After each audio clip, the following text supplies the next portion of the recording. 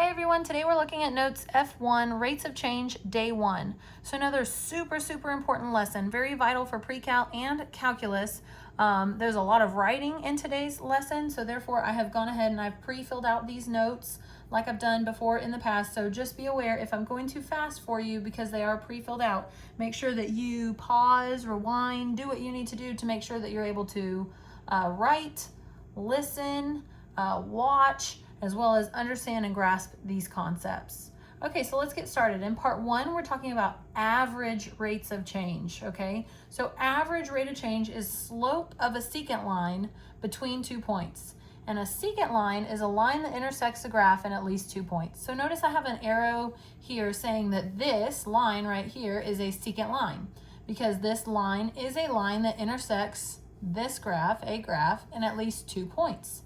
So what if I wanted to find the average rate of change between these 2 points on this graph? I've already got my secant line that cuts through the graph at those 2 points. So then I just need to find the slope of that secant line. How do you find the slope of a line? So change in y over change in x, correct? So then therefore I would just need to know what my ordered pairs are here and I'd be able to easily find the slope. So that's what we're going to practice first. So in the first part you're asked to find the average rate of change of the function on the given interval. Remember that the interval that you're given, that's a left bound and a right bound, meaning those are x values. Both of those are x values. Okay, so you have the functions and you have the interval. Again, if you want average rate of change, you want the slope of that secant line. So again, what do you need to be able to find the slope? Well, you need 2 points, right? So you have 2 x values, but you need their corresponding y values. How do you get those? Well, just plug each individual x value one at a time in the function and get the output, get the y value. So first, of course, you plug in -8 where you see x. Okay, -8 squared plus 12 times -8 minus 4, and then you get, of course, 64 minus 96 minus 4, and you get -36 as your output. Okay, and no calculator needed for this part yet, right? Okay, this part is required. One of 2 things is really required. I need to see your final answer as something that looks like f of x equals y, whatever those x and y values are. Okay, or you can write as an ordered pair. You could write -8 comma -36 and label x1 and y1. So I don't mind if you use the function notation or if you use an ordered pair, but either way I need one of the 2, and I need your x1 and your y1 and your x2 and your y2 to be labeled. Okay, so then of course, you're going to plug in -6 where you see x. Okay, you're going to plug in -6 where you see x. And then you're going to get f of -6 equals 36 minus 72 minus 4. And then you're going to get f of -6 equals -40. Okay, and that will be our x2 and y2. Now, would it matter if we would have made this x2 and y2 and this x1 and y1? No, we would have ended up with the same answer. So now that you've got your 2 ordered pairs, you can go ahead and find your rate of change. So change in y over change in x, in this case would be y2 minus y1, -40 minus -36, that's why it turns positive. And then -6 minus -8, that's why we turn positive. And then of course on top you get -4, and then on bottom +2, so your rate of change ends up being -2. So your average rate of change between those 2 points is -2. Okay, so if you didn't already notice, number 2 is the same function, just a different interval. Okay, so first you plug in -7 into the function. You get +49, -84, -4, and then you end up with an output of -39. Okay, so that's your x1 and your y1 right there. And then you plug in +1. Okay, you end up with f of 1 equals 1 plus 12 minus 4. So f of 1 equals 9, so then you've got your x2 and your y2. So then you go to find your rate of change, your change in y over change in x, so 9 minus -39, so 9 plus 39, over 1 minus -7, so 1 plus 7, okay? So this ends up being 48 over 8, so therefore your rate of change, your average rate of change between those 2 points is 6. All right, so pause me if you need to catch back up. We're moving on to a word problem. Yay! So we need to remember a lot of the things that we discussed in B-3.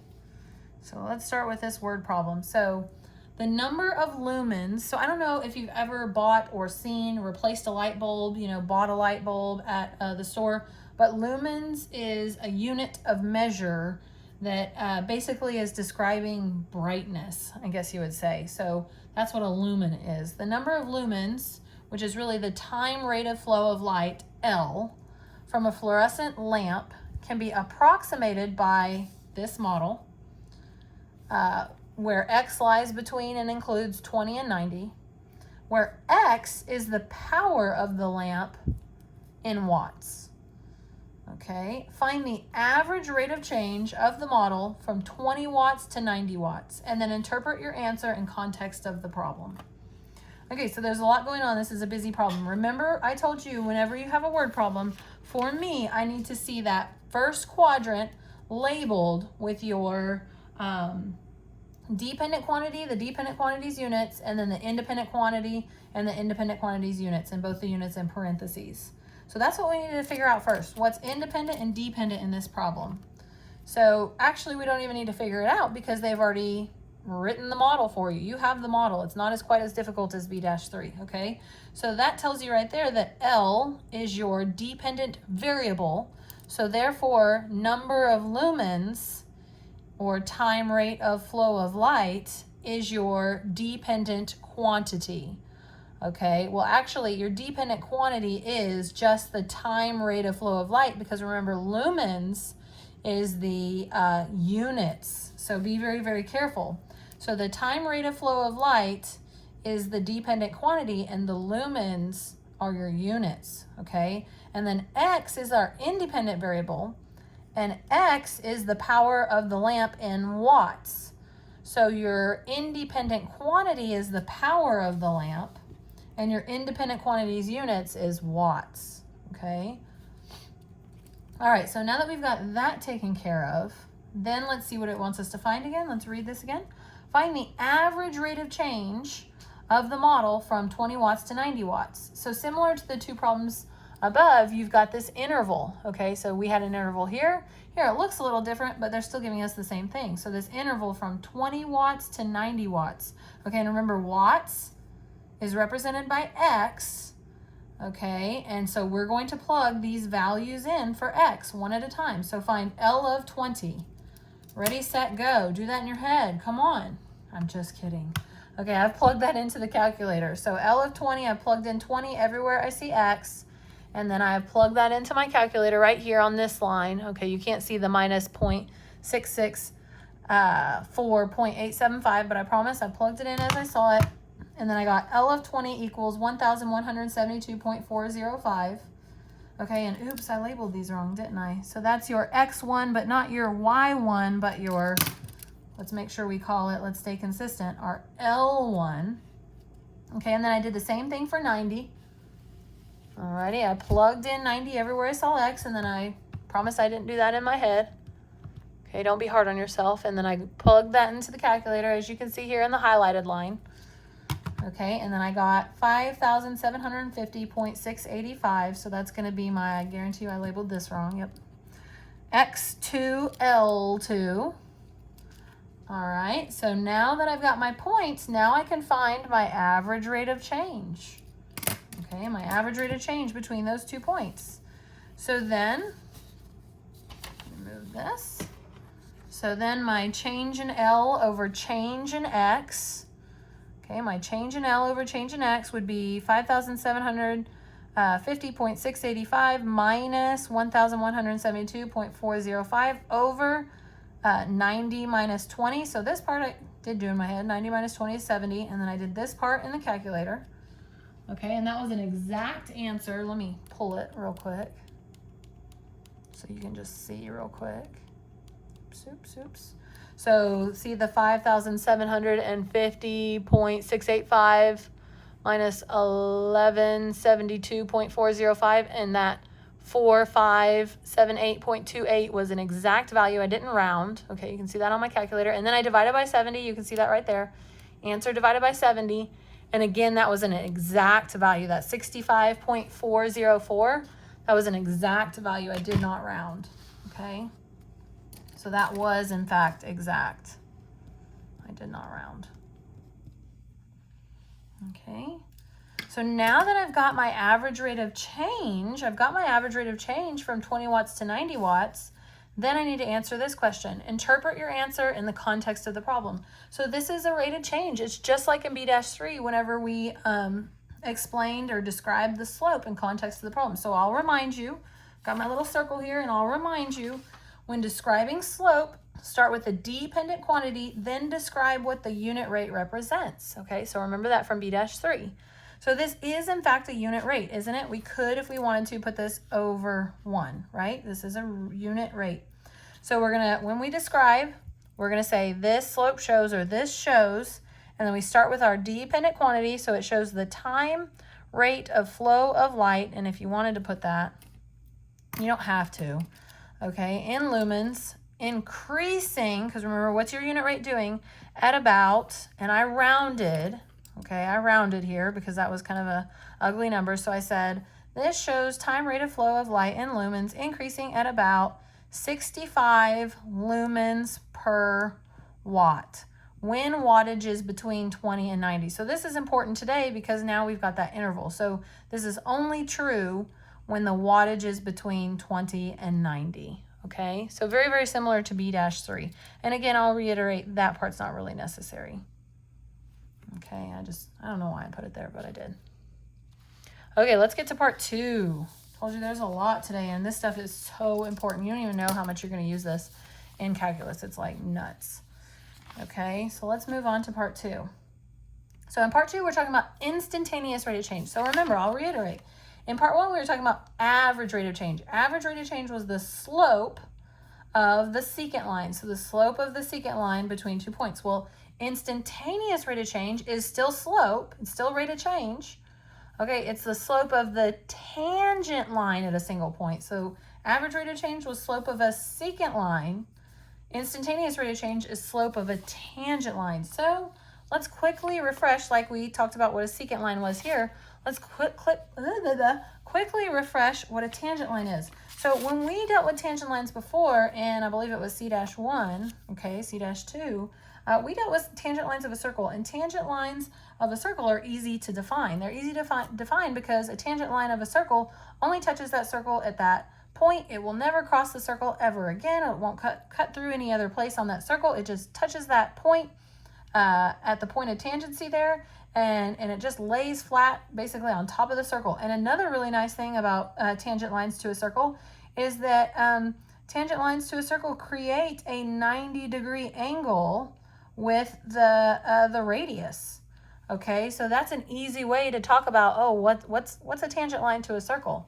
Okay, but when you get to these more complex graphs like these, it's a bit harder to define. But here, over here is where I had space to write it. So go ahead and copy this down for me right now, okay? So this is my best description after searching the world high and low and various math teachers. This is the best description I can come up with for a tangent line. So a tangent line at a point on a graph, excuse me, is indistinguishable from the graph near that point when you zoom in to get a closer picture, okay? It will touch the graph at that point, but if the tangent line is extended, could cut through the graph, could cut through other parts of the graph. So that's different from a circle, okay? So remember, like I said before, a tangent line to a circle, that tangent line's not going to touch that circle anywhere else but that point. But when we start talking about tangent lines here on this graph, right? This tangent line here, when you extend it, it's going to cross through the graph over here. When you extend it, I know, but you know, it's going to cross through the graph over here if I were to extend it. So that's how it's a little different from a circle. Okay, and you don't have that whole radius and 90-degree angle to consider here. Okay, so again, I'll reiterate, the best way to describe a tangent line on a graph, okay, a tangent line at a point on a graph is indistinguishable from the graph near that point when you zoom in. So meaning, okay, I have drawn all the tangent lines at these points here because it's about to ask us to do that. Meaning, if I were to zoom in, so like super microscopic, if I were to zoom into this tangent line with this graph here, if I zoom in close enough, I won't be able to tell the difference between the tangent line in the graph, because if you start to zoom in on this curve here, what's going to happen is it's going to start to look more and more straight. The more and more close you get to that picture, the more and more straight that curve is going to look, especially when you get closer to just that little bitty piece, that little bitty point. So then when you have the tangent line sitting on top, you won't be able to tell the difference between the tangent line and the curve. Isn't that interesting? So it does kind of lay flat on top, but you just kind of have to be careful of the words used to describe a tangent line to a graph. All right, so using the functions shown in the graph, draw a small tangent line segment at each labeled point. Match the slope of each labeled point on the curve with the approximate rate of change value in the table. Okay, so I probably should have started with that covered. Oh well, that's okay. So I've drawn tangent lines here, meaning really you are really touching that point just right there at that very point. You're really not touching the graph anywhere else unless you extend further, in which case you may cut through the graph if you extend further. But at that tip point, you're just kind of laying on top of the graph. Okay, you're kind of laying on top of the graph, kind of laying on top of the graph. Here, I know you're not laying on top of, but you're just barely touching that graph right there with that little tangent line. Now, at these 2 points here, these very special points, where those points are in the turning point here, where our direction goes from decreasing to increasing, you'll notice that those tangent lines are both flat. Okay, so that's what happens when you have a turning point like that. Your tangent line at that point, that turning point, will be a flat horizontal line. Okay, and then we've got our tangent line there and our tangent line there. Okay, so when I look at my rate of changes and I want to match my points, or excuse me, I want to match my slope of my tangent line to these various rate of changes, I'm going to look at a couple of things. I've got 2 negative rates of change, or 2 negative slopes here, 2 positives, and then 0. 0 is going to be the easiest one to do because it's these 2 horizontal lines. So the L and the S, and I'm sure you've already seen it, but the L and the S, those tangent lines at those points go with a slope of 0. Okay, those tangent lines at those points have a slope or a rate of change at 0. Okay, then I'm going to look at my 2 positive slopes. So my only 2 points that have a tangent line that have a positive slope are here at the Y and here at the A. The other 2 have tangent lines have a negative slope. You agree? So here at Y and here at A, this slope is less steep than A. So therefore, A, the steeper slope, has got to be a slope of 38, and Y has got to be a slope of 6. Does that make sense? And then when you have negative 20 and negative 100 to consider, of course, this one's going to be negative 100. O is going to be negative 100 because that's a very steep slope. And then here, that slope right there at R is going to be the negative 20 because that's not quite as steep. So, Royals. Cool, huh? Okay, so last part here. Okay, the exact slope of the tangent line at any point on the graph above is given by this formula.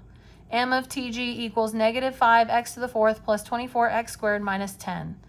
Okay, so that's slope of the tangent line, M of TG. So let me read this again. The exact slope of the tangent line at any point on the graph above is given by this formula. So this formula will tell me what the slope of this tangent line is, what the slope of this tangent line, any of these tangent lines here. I could find out what their slope is by plugging into this slope of the tangent line formula. What I want you to know is this formula will change for every graph. Every graph has its own formula. And in fact, this is something that you're going to be finding out how to derive this formula in calculus. So for now, I'll give you the formula, but in calculus, you're going to learn how to find this formula for every graph.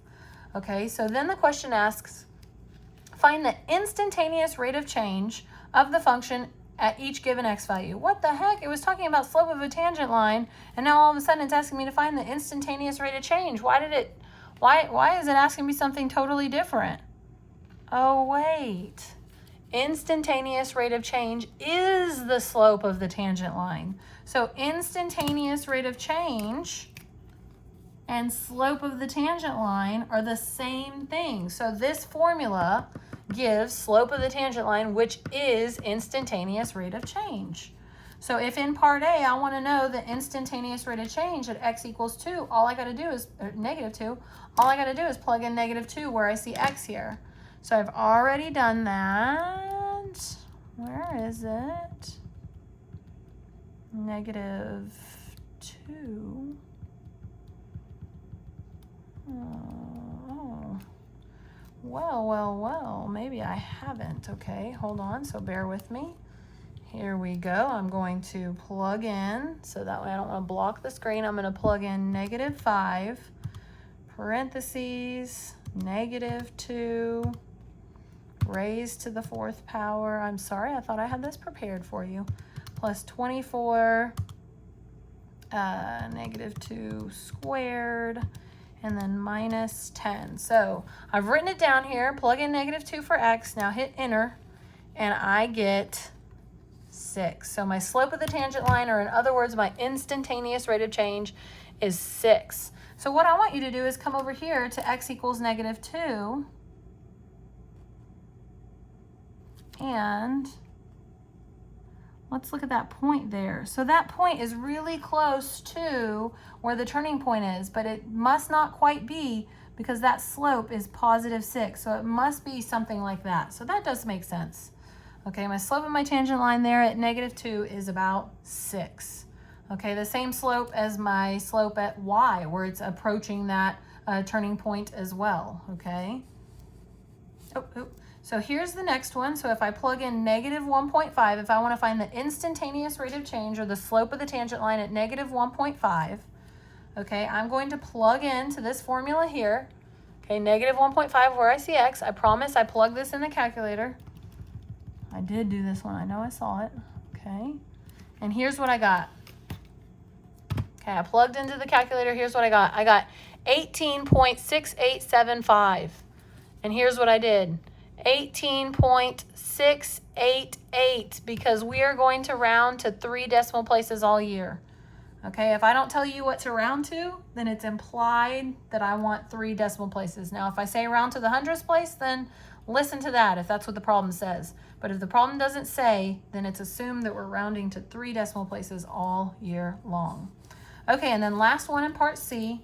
So in part C, I'm plugging in negative 0.2. I know I saw this one a second ago. There it is. Okay, and I got negative 9.048. There was no rounding necessary. Okay, and do we want to check these? Negative 1.5. Negative 1.5, that would be about right here. So my slope of my tangent line is definitely steeper than it was here at negative 2, and that makes sense. Okay, definitely steeper, so 18 there. And then here at negative 0.2, goodness gracious, that's like maybe right there. And of course, I'm going to have a negative slope on that tangent line, so that does make sense. Okay, thanks so much for bearing with me today. I know it was a lot. You learned a lot today. It's really exciting.